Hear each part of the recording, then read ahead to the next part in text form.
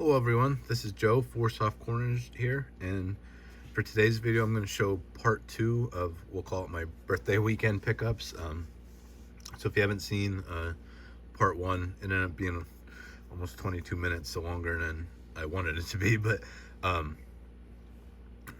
in part 1 I just kind of explained the day I filmed this was my birthday, and I went to a card show the Saturday before, set up and sold some stuff, and then bought some stuff there, and then 2 days later on Monday went to a local card shop and spent a couple hours there and really looked through stuff and was able to find some good finds, I believe. And so this is just showing everything off. I did the other video, just ended up splitting up into 2 parts. Like I said, check that one out if you haven't seen that. And so these will be all pickups from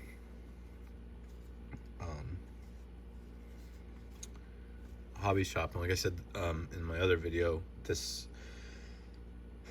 not a shop I end up going to a lot. There's a lot of great stuff there. It's kind of a little bit hard to find all of it, or some of it's maybe priced a little high, but if you kind of really spend some time and look around there and look through stuff, look through some of the stuff in the showcases, there's definitely some great deals to be had. So let's get right into it. And I showed a stack of 4861 Topps cards I had that I got at the show. So here's 3 more. These ended up, I think these were in a box for like 75 cents a piece, but they're all in pretty rough shape, but they're fine for my set. But these all just ended up getting thrown in for free then, just because of the condition and because of the other stuff I bought. So got those. There's kind of some boxes around there that have just off-grade cards. I mean, this one on the front looks fine, just on the back is all crossed off, and somebody wrote card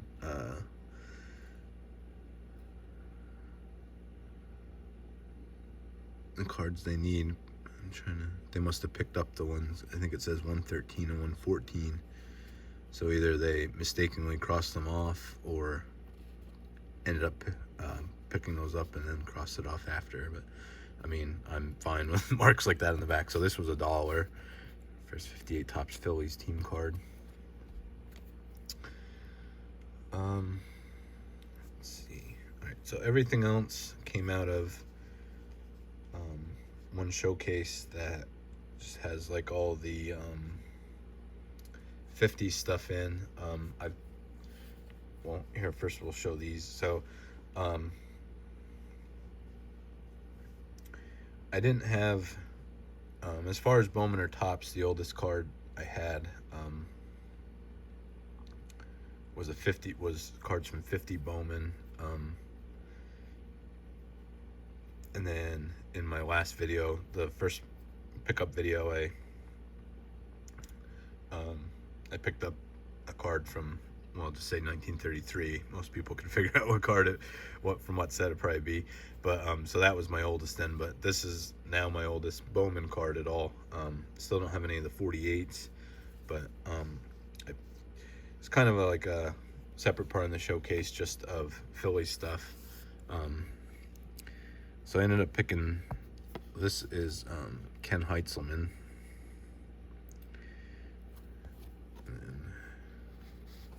So I'll show these off at the same time. And this is Harry. I like how they have the nicknames on here. Harry the Hat Walker. He's pictured in a Phillies uniform, and now I look, it says Cubs on the background, so, or on the back. So it's still just showing the Phillies hat. The colors in this set are just great, and there were a couple more for the condition. These are in great condition, I think, for 49 Bowman. But for the prices, some of the other ones are a little higher. I just ended up grabbing these 2 just because they're Phillies, and I thought the contrasting colors just worked really well together, and the uniform colors and the hats and stuff in this set just pop like right off the card. So I could say this about everything I mentioned in my last video. Some of the sets that I pick stuff up from, I definitely like to pick more up. I definitely would like to pick more of these up too.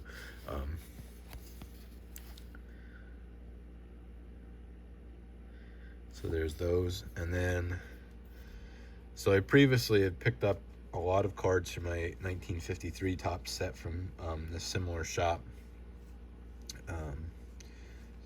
So they didn't add any more. I mean, these were already there, but price per card, these are in a little bit better condition than the other ones. And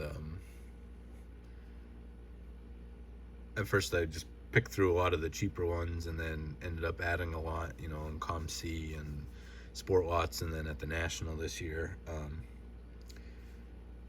So all in all, I think overall these, a lot of these probably definitely present better than the other ones, but I mean still, I mean most of these probably averaged $7 to $10 a card, so I mean a little bit higher than what I normally pay. But I'm really whittling after this.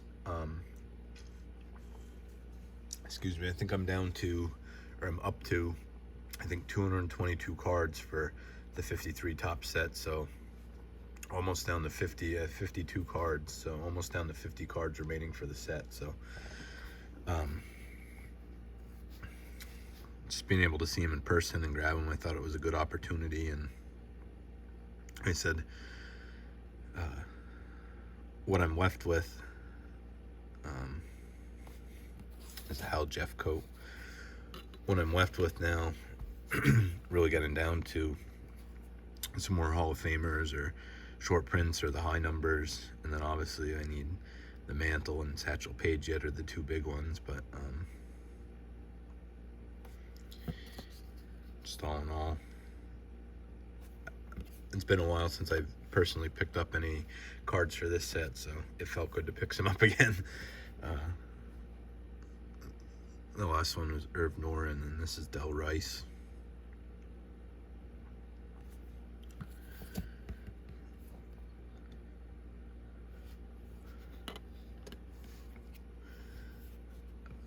Here's Fred Hutchinson.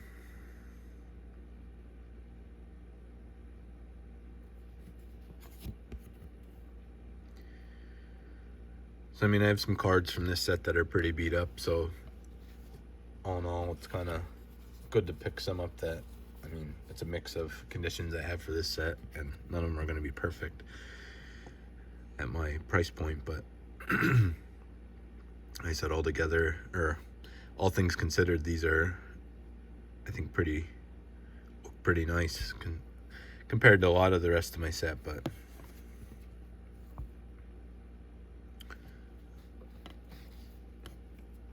I just love these cards. This one,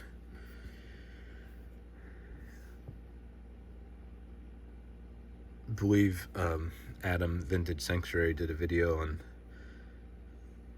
an Alley Super Chief Reynolds card, which I did not know a lot of the background and story of and ancestry of before that. So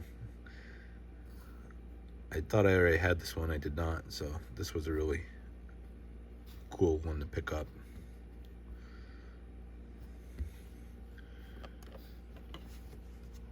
And like most sets from the 50s, usually all the Yankees and Dodgers usually come at a little bit of a premium, so this one really didn't. I think that one was $10, so I can't complain about that at all. But just always nice to cross off any of the Yankees or Dodgers because they usually sell a little bit higher. There's Billy Pierce.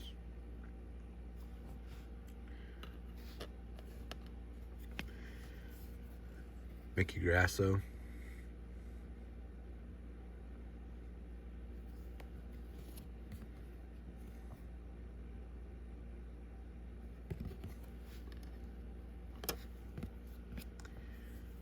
Andy Semenuk.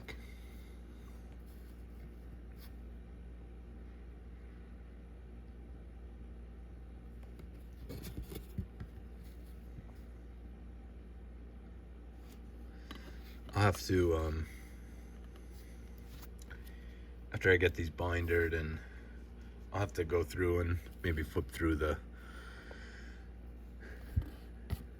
53 top set again, because I don't know if I don't think I've done it since I added everything from the National, so I think that'll just be really, I've done it personally, but just the film, I don't think it's been a while since I flipped through, so just seeing a lot of complete pages and stuff like that will just be really neat. This is the last of the 53 pickups, is Bob Young. I don't know if I said this was Johnny Logan, the last one. So I was really happy to pick, like I said, it's been a while since I personally picked any of these up, so I was really happy to, just because I love these cards so much.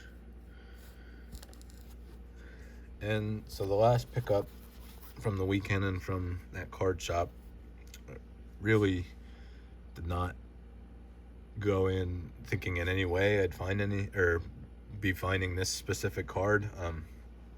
I don't remember if I looked at it for sure there or not, because there's some stuff like pre-1950 and everything there, and I don't, at the time, I think I was just mainly focused on the 53 top set when I was in there, so I think I mainly focused on that stuff.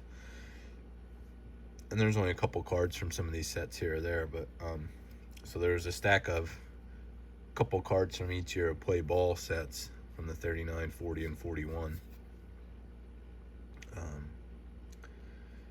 And then in the 41 set, saw this card, and I immediately just knew it was going to come home with me.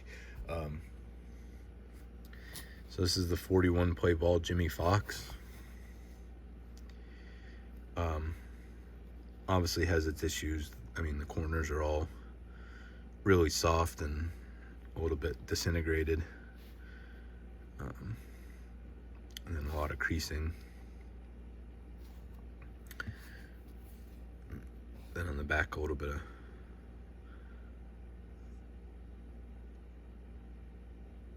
just looks like something, I don't think it's water damage or anything, but looks like something dark just rubbed off on it in a lot of spots. So it definitely has its issues, but like I said in my last video, I picked up a card, just a common card from 1933, Gowdy, and that was my oldest card and still is the oldest card I own. But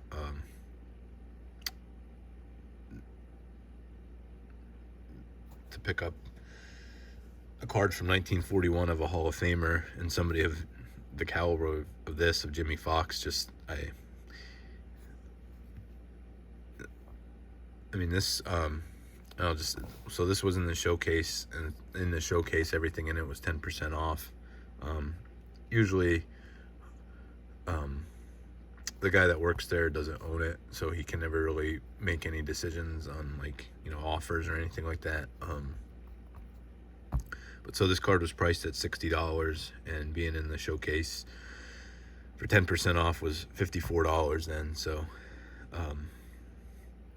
definitely don't think could go wrong for that.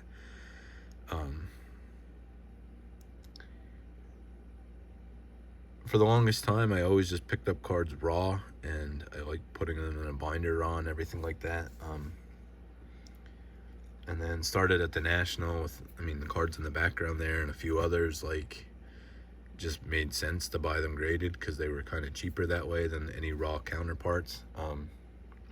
And then I had the 53 Willie Mays I sent off to get graded, and then picked up in the last video, like I showed, a graded card, and then another PSA DNA auto slab. So I definitely think I'm gonna get just, it still has great color.